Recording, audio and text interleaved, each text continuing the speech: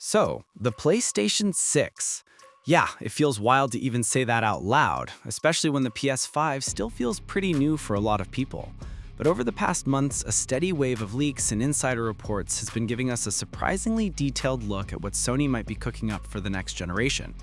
Today, we're breaking down everything we know so far, what sounds legit, what sounds too good to be true, and what this could mean for the future of PlayStation. Let's jump right into it. First up, the hardware leaks. The most talked about rumor is that Sony is partnering with AMD again for a brand new custom chip codenamed Orion. This chip is reportedly based on AMD's future Zen 6 CPU architecture paired with a next-gen RDNA 5 style GPU. Translation: this thing is expected to be way more powerful than the PS5. Some insiders claim Sony is targeting up to triple the raw performance, with ray tracing that could be anywhere from 6 to 12 times better. That's basically pushing into high-end PC territory.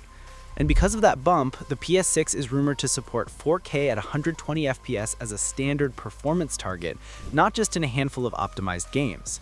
Some leaks even mention 8K at 60 FPS, but let's be serious, that would almost certainly rely on advanced upscaling rather than native rendering.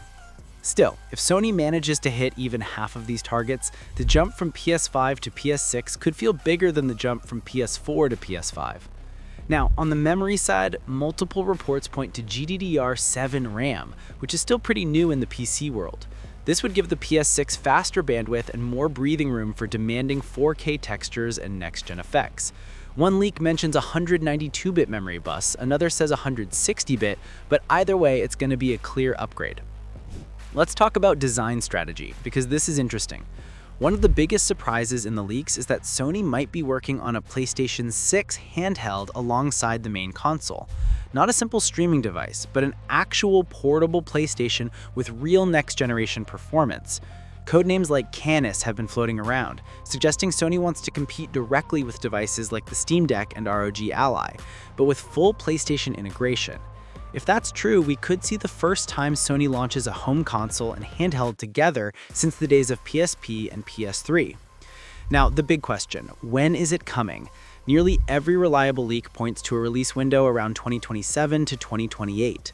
Some early reports claimed 2026, but at this point, insiders say Sony is trying to avoid rushing the hardware.